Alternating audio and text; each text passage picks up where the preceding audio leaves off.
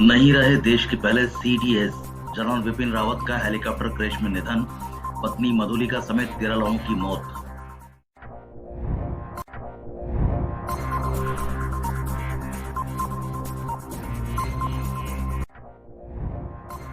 General Vipin Rawat नहीं रहे, वे देश के पहले चीफ ऑफ डिफेंस स्टाफ यानी सीडीएस थे। तमिलनाडु के कुन्नूर में बुधवार दोपहर करीब 12:20 पर उनका हेलीकॉप्टर क्रैश हो गया था। उसमें जनरल रावत की पत्नी मधुलिका रावत समेत सेना के 14 लोग सवार थे। इस हादसे में 13 लोगों की मौत हो गई, जबकि एक गंभीर रूप से घायल है।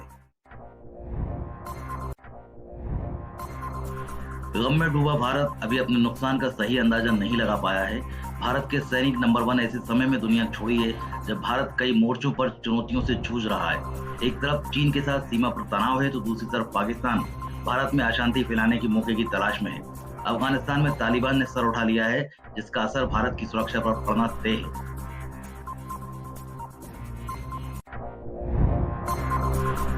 वीरा को आखिरी सलाम। पीएम मोदी ने जनरल विपिन रावत समेत सभी शहीदों को श्रद्धांजलि दी। परिजनों से एक एक कर मिले और ढाढ़स बनाया।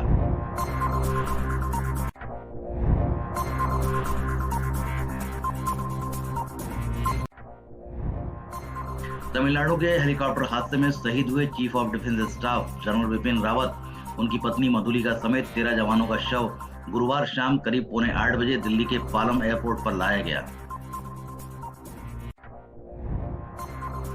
करीब 9 बजे प्रधानमंत्री नरेंद्र मोदी एयरपोर्ट पहुंचे और जनरल रावत समेत सभी शहीदों को श्रद्धांजलि दी। शहीदों के ताबूत देख पीएम ने हाथ जोड़े, सर झुकाया और अपनी आंखें बंद कर ली। इसके बाद मोदी शहीदों के परिजनों से एक एक कर मिले और उन्हें ढाढ़स बंधाया। राजनाथ और डोभाल ने भी दी श्रद्धांजलि।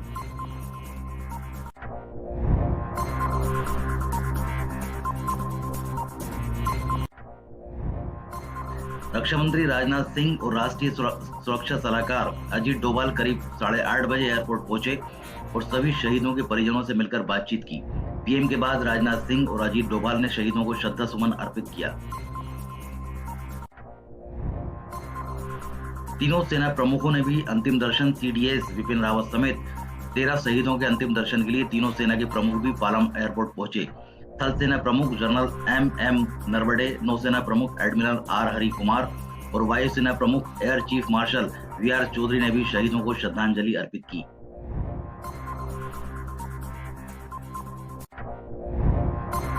अहमदाबाद में सख्ती ऐसी, शादी समारोह में दुल्हन और गेस्ट के वैक्सीनेशन सर्टिफिकेट चेक किए गए, वैक्सीन भी दी गई।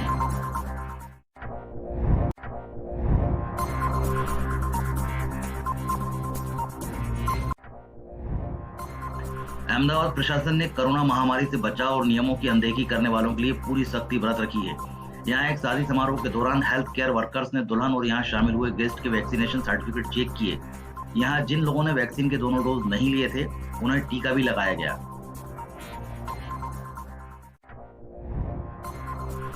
देश में ओमिक्रॉन वेरिएंट के कारण कोरोना संक्रमण की तीसरी लहर फैलने का खतरा मंडरा रहा है।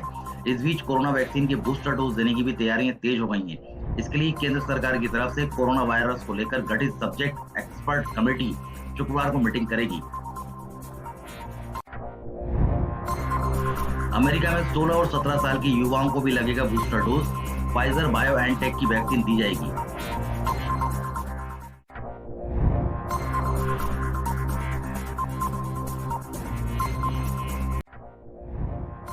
अमेरिका में फेडरल रेगुलेटर ने गुरुवार को 16 और 17 साल के युवाओं को भी बूस्टर डोज देने के फैसले की मंजूरी दे दी है। न्यूयॉर्क टाइम्स के मुताबिक एफडीए ने कहा कि जिन युवाओं ने 6 महीने पहले दूसरा डोज लगवाया था, उन्हें अब बूस्टर डोज दिया जा सकता है। इस फैसले से लाखों युवाओं को राहत मिलेगी, क्योंकि ओमिक्रॉन के खतरे को देखते हुए ज्यादातर पश्चिमी देश अपनी आबादी के बड़े हिस्से को बूस्टर देने का फैसला ले रहे हैं। अमेरिका ने 19 नवंबर को ही साफ कर दिया था कि इसे तमाम वयस्क जिन्होंने दोनों डोज लगवा लिए हैं और इन्हें 6 महीने हो चुके हैं, वे सभी बूस्टर डोज ले सकते हैं।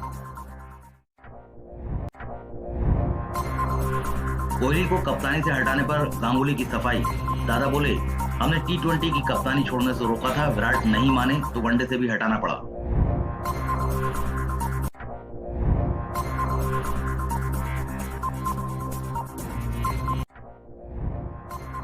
बीसीसीआई ने विराट कोहली की जगह रोहित शर्मा को वनडे टीम का नया कप्तान बनाया है।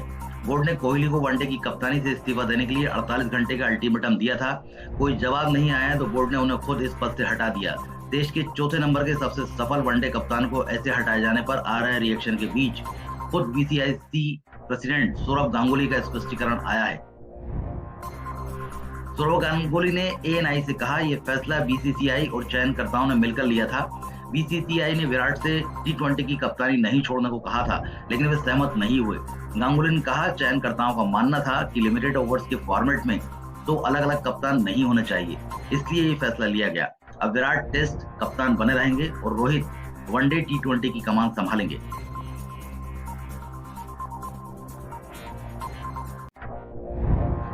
विक कैट वेडिंग फेरे लेते वक्त कैटरीना का हाथ थामे रहे विकी कौशल।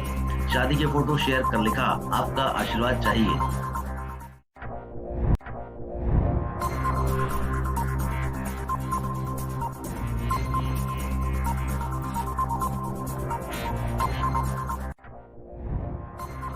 कैटरीना कैफ और विकी कौशल गुरुवार को शादी के बंधन में बंध गए। दोनों ने शाम को 5 बजे फेरे लिए। विकी कौशल ने अपने इंस्टाग्राम अकाउंट से शादी की तस्वीरें शेयर की। तस्वीरों के साथ विकी ने लिखा, हमारे दिलों में केवल प्यार और कृतज्ञता है जो हमें आज इस लम्हे तक ले आई। आप सभी से प्यार और आशीर्वाद की कामना करते हुए हम एक नए सफर की शुरुआत कर रहे हैं।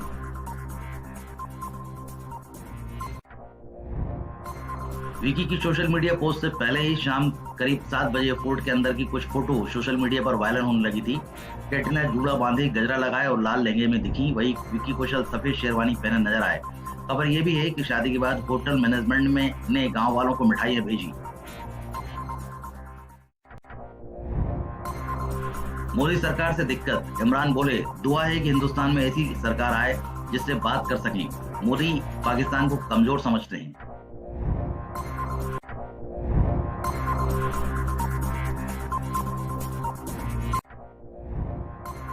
पाकिस्तान के प्रधानमंत्री इमरान खान ने कहा कि उन्होंने कई बार भारत के प्रधानमंत्री नरेंद्र मोदी से बातचीत के लिए कोशिश की, लेकिन वो हमारी कोशिश को कमजोरी समझते हैं।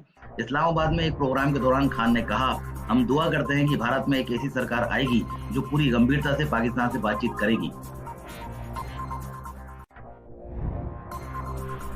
इमरान ने पिछले महीने भी भारत से बातचीत की ख्वाहिश जाहिर की थी, लेकिन भारत ने पिछली बार और हर मौके पर साफ कर दिया कि आतंकवाद और बातचीत कभी साथ साथ नहीं चल सकते।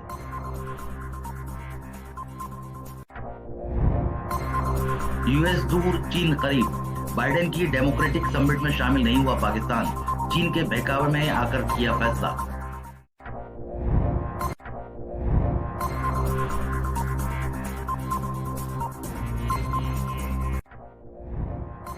अमेरिकन राष्ट्रपति जो बाइडेन की बुलाई 2 दिन की डेमोक्रेटिक समिट गुरुवार रात शुरू हुई। ये शुक्रवार को भी जारी रहेगी। समिट में भारत समेत 100 देश हिस्सा ले रहे हैं। इसके पहले पाकिस्तान की इमरान खान सरकार ने ऐलान किया कि वो समिट में हिस्सा नहीं लेगी। खास बात यह है कि ये फैसला उसी दिन लिया गया जिस दिन समिट का आगाज होना था।